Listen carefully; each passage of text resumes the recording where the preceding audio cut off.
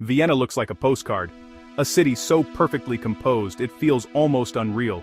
From above, it's a sea of verdigris domes and terracotta roofs, bathed in a soft golden light that seems to emanate from the very stones themselves. It's a vision of imperial grace, a dream of order and beauty that has captivated the world for centuries. But this immaculate surface is a carefully constructed illusion. This city wasn't born beautiful, it was built to project power. Then, when that power waned, it learned to hide it in plain sight, embedding its authority in culture, in music, in the very rhythm of daily life. This is the city the Habsburgs turned into a stage set for an empire. For over 600 years they ruled from here, shaping a realm that stretched across Europe. This wasn't just a capital, it was the heart of a sprawling multi-ethnic organism, and the city itself became the ultimate expression of imperial will.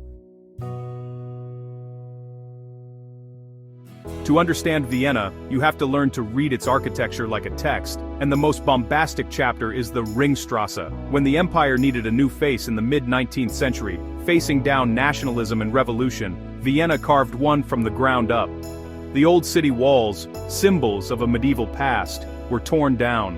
In their place, a grand boulevard was born. The Ringstrasse, propaganda in stone.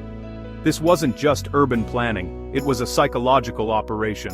A 4-kilometer loop of pure, unapologetic grandeur designed to awe citizens and rivals alike. Each building was given a historical style to match its function, a lesson in imperial values. Opera, neo-Renaissance, for the cultural heart of the bourgeoisie. Parliament, neoclassical, invoking the democracy of ancient Greece, a carefully controlled nod to the people.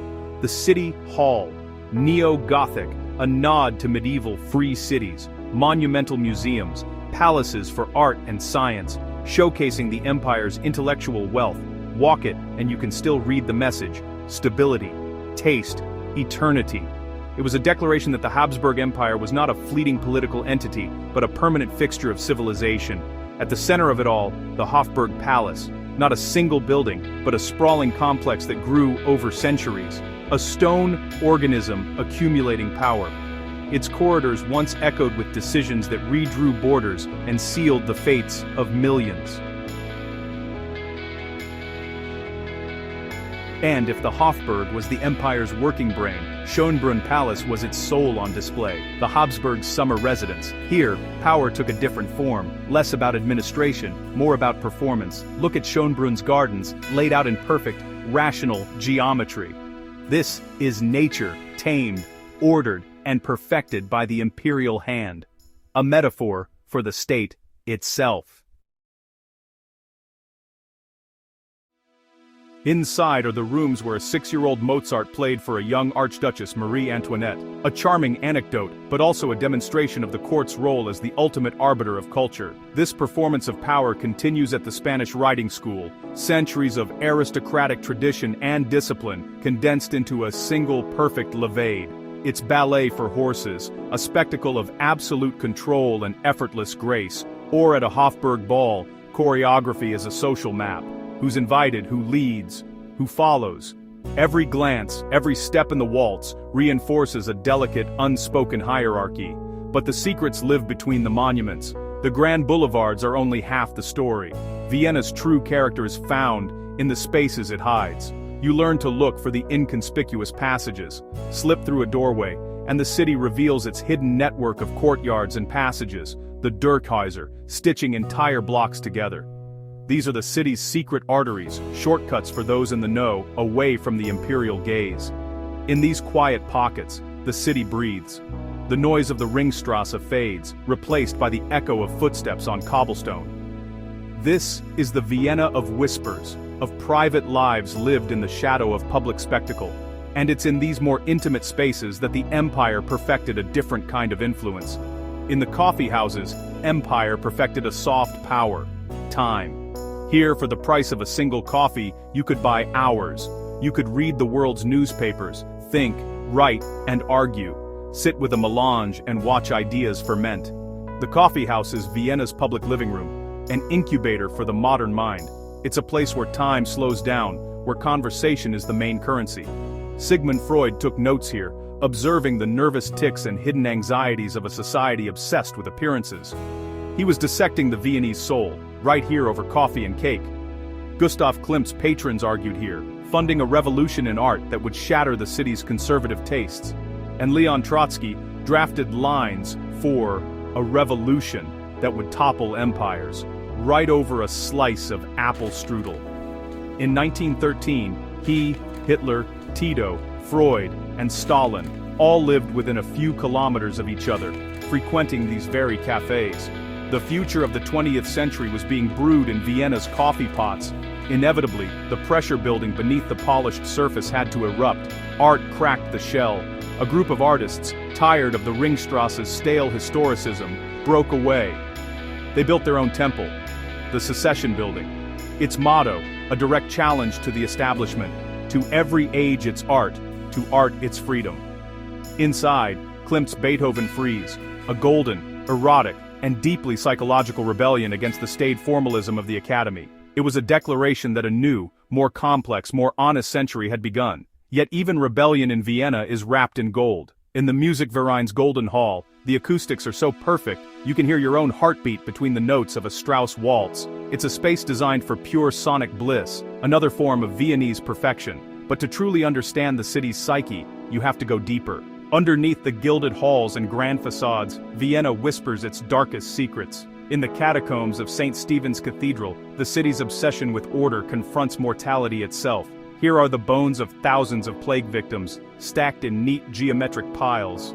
It's a chilling testament to a city that tries to impose structure even on death.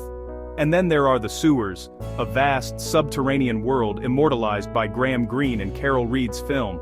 This network once smuggled more than just runoff. It was a highway for the black market, for refugees, for spies. After the devastation of 2 world wars, Vienna found a new role. Cold War Vienna, a neutral meeting point between East and West, a city of shadows and intrigue. Along the Danube Canal, spies from the CIA and KGB traded names and secrets, while above them, the city pretended to do nothing more than dance the waltz. It was the perfect cover, a city so steeped in its romantic past that no one would suspect the high-stakes games being played in its margins. But out of the ashes of empire and war, modern Vienna grew a conscience. The city that had perfected imperial spectacle began to pioneer social welfare. The era of Red Vienna in the 1920s and 30s saw the construction of massive public housing projects, the Gemeindebauten. These weren't just cheap apartments, they were designed as palaces for the people, built with a sense of dignity and community. They included libraries, public baths, and sunlit courtyards. It was a radical idea that the beauty and quality of life once reserved for the aristocracy should be available to everyone. This spirit of humanistic rebellion finds its most playful expression in the work of the artist Friedensreich Hundertwasser. His buildings are a riot of color and curve, refusing the tyranny of the straight line, which he called godless and immoral. Trees grow out of windows, floors are uneven. Its architecture is a fairy tale, a protest against sterile uniformity. And so the city keeps layering, constantly writing new chapters over the old ones. The past is never erased, it's incorporated. You see a tech startup humming with digital innovation inside a former 19th century factory. You can drink young wine at a Huriger in Grinzing, a tradition that feels timeless, in a tavern nestled beside a 17th century lane. And you find vibrant, defiant street art on the canal walls that were once shadowed by Cold War agents. Vienna is not a museum, frozen in time. It's a living manual for reading power, how it builds, how it decorates, how it conceals, and how it ultimately reforms itself. To understand it, you have to slow down, to adopt the city's own deliberate pace. Only then does the city let you in on its secrets. Look up at the palaces, at the symbols of an empire that thought it would last forever. Then look down at the cobblestones, worn smooth by millions of ordinary lives. The beauty is real. It's breathtaking. But so are the secrets it's built on. And in Vienna, the past is never truly past. It's waiting in a quiet courtyard, or in the steam of a coffee cup, for you to find it.